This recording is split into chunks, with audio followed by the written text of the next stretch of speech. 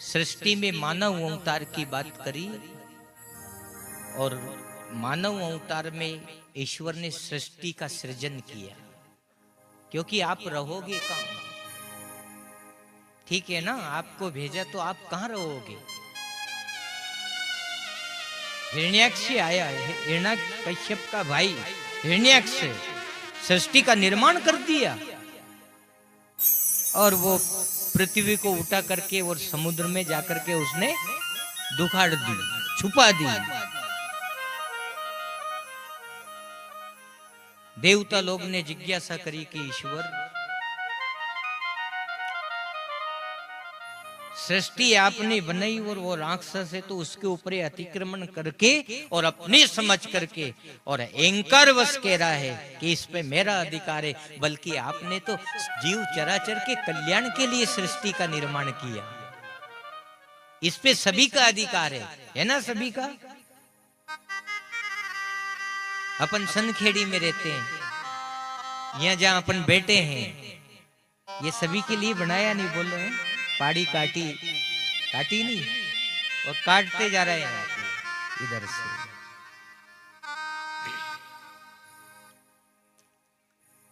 सुंदर व्यवस्था बना दी तो ब्रह्मदेव का आदेश है ब्रह्मा जी का चराचर जीव को कि तुम संसार बनाओ तो सुंदर बनाना, उसे बिगाड़ना मती। या तो ये जीवन हो, चाहे संसार हो, चाहे घर हो, चाहे परिवार, उसका अच्छा सृजन करो, उसको बिगड़ने मत देना माता है। जीवन भी नहीं बिगड़ना चाहिए, अच्छा बनाओ उसको। जीवन में जो आदत अपन अच्छी डाल लेंगे तो अच्छा बीज बोएंगे, अच्छे विचार बोएंगे तो अच्छा होगा। कई क्या करते हैं कि जीवन में उठपटांग बातें करते हैं, अपशब्द बोलते हैं, गाली देते हैं, तो जीवन बिगड़ता है। अच्छा से अच्छा होता है और बुरा से बुरा होता है।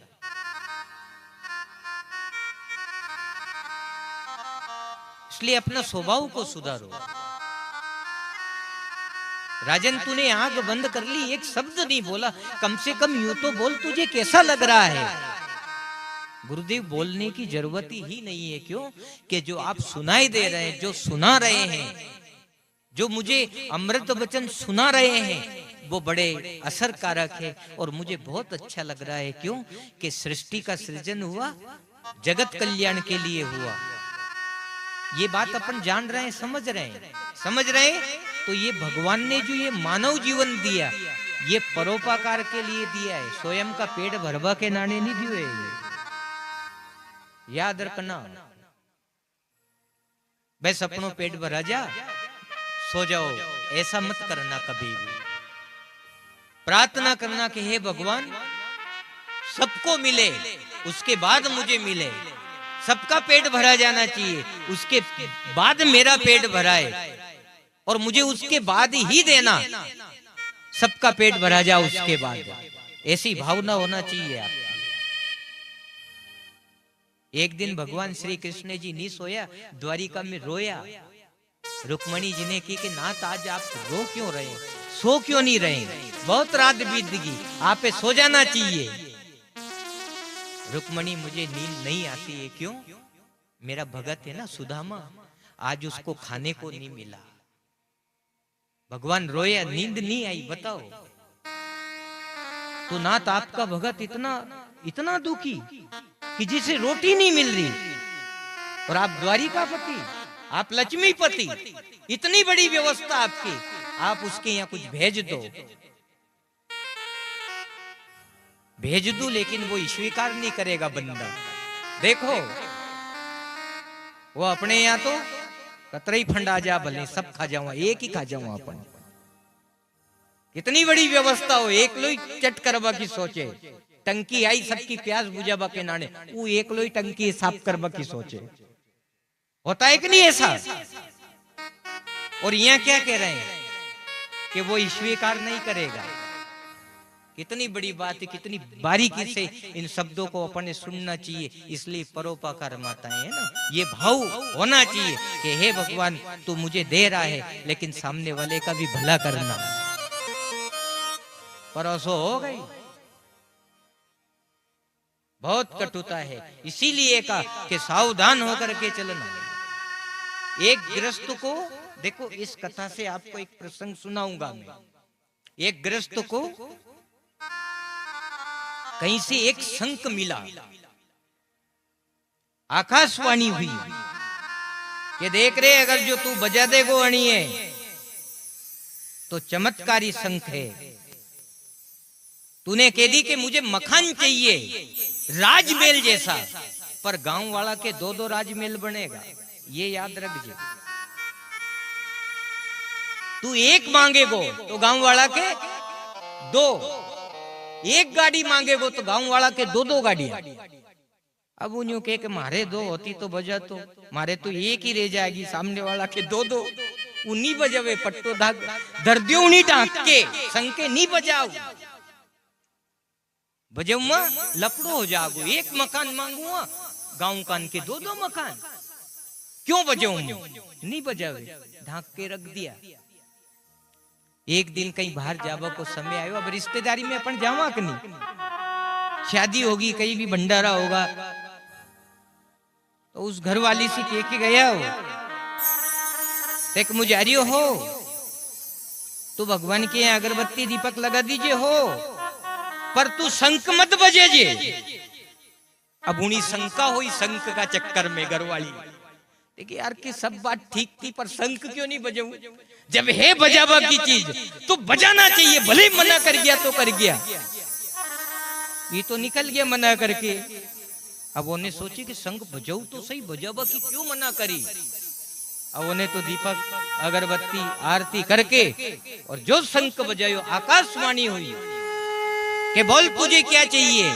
होती के इतने दिन से अपन झोपड़ी में रह रिया, गरीब है, क्योंकि स्थिति ऐसी थी पहले के समय में। आप झांक के देखो 25-30 साल पहले सनखेड़ी में एक आधे घर के ऊपर छत होगी।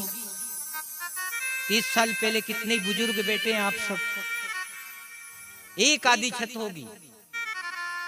अब वो ने की कि अपने ऐसी स्थिति में जी रहे हैं तो एक मकान मांग लूं। जब केरी तो कोई शक्ति, उसने कह दी कि मुझे एक मकान प्रदान कर दो, तो गांव वाला के दो दो।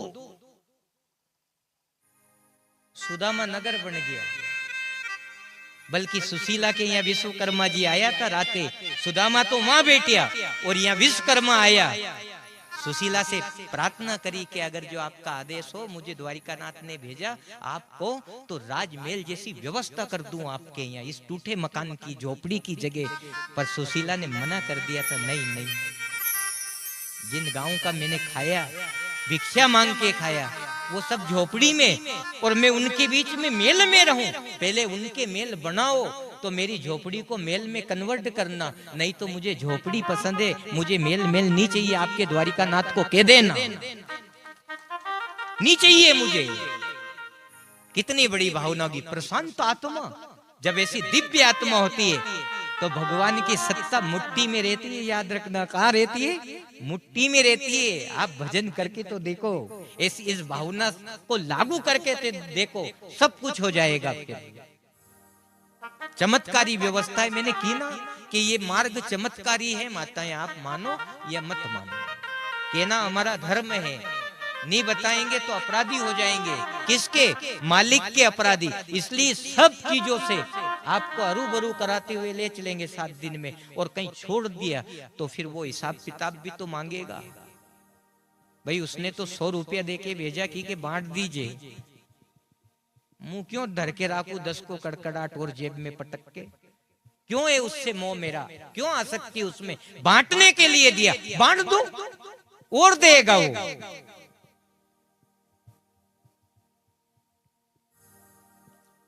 तो फिर विश्वकर्मा ने फिर प्रार्थना करी द्वारिकानाथ से कि नाथ यहाँ तो सारा उल्टा हो गया, मना कर दी उन्होंने।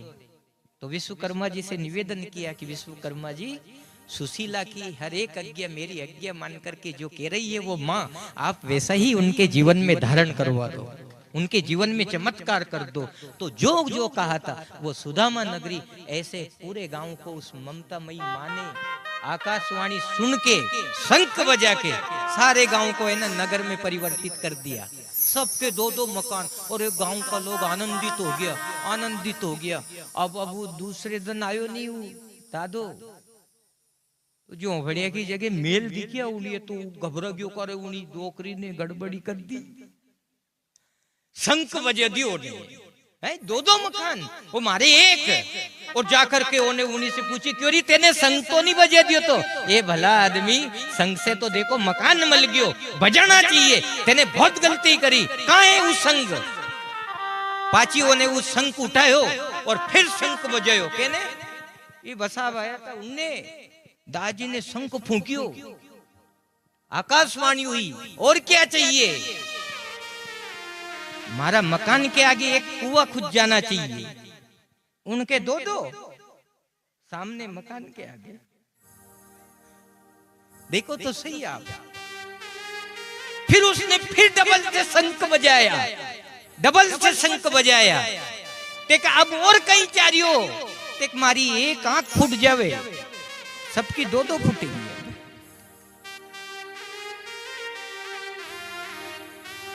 मुंह एक से देख लूं और निकल जाऊंगा ये तो घर से निकलता ही के कूड़ा में पड़ेगा आंधा हो रहा आंधा कर दिया। तो ऐसी वृत्ति इसलिए सर्वे भवन्तु सुखीना ऐसा भाव आपके अंदर होना चाहिए तब जाकर के ईश्वर रीझेगा। इन ऐसे लोगों से ईश्वर थोड़ा रीझता है ऐसा। इसीलिए भजन गाया है राजा परीक्षित के मन में ये भाव जागा ये गुरु छुड़ा के जगत का साथ हरि का साथ करा देना। गुरु छुड़ा के जगत का साथ हरि का साथ करा देना। गुरु छुड़ा के जगत का साथ हरि का साथ करा देना। गुरु छुड़ा के जगत का साथ हरि का साथ करा देना। मन सुनो लगे यो देश मुझे तेरे पास बुला लेना। मन सुनो लगे यो देश मुझे तेरे पास बुला लेना। ये मैं तो ढूंढ ढूंढ के हारी अब हार गई रे मुरारी। मैं तो ढूंढ ढूंढ के हारी तो गई रे मुरारी। मैं तो ढूंढ ढूंढ के हारी अब हार गई रे मुरारी। मैं तो ढूंढ ढूंढ के हारी मैं तो हार गई रे मुरारी। हे गुरु हरि को चढ़ा के ध्यान तुम मेरी करा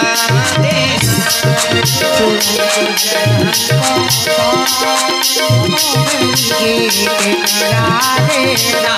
गुरु हरि को चढ़ा के ध्यान तुम मेरी करा देना। गुरु हरि को चढ़ा के ध्यान देना।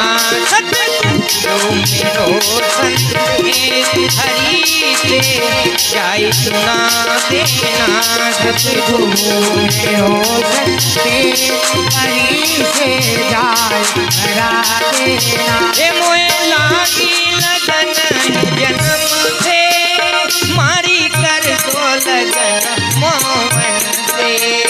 मारे लागी लगन जन्म से कर दो लगन मोहन से।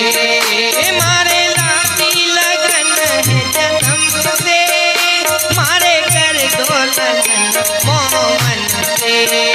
मारे लागी लगन जन्म से मारे कर दो लगन मोहन से।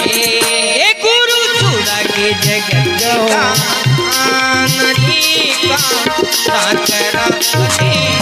गुरु के जगत का हरि का साथ करा देना गुरु के जगत का हरि का करा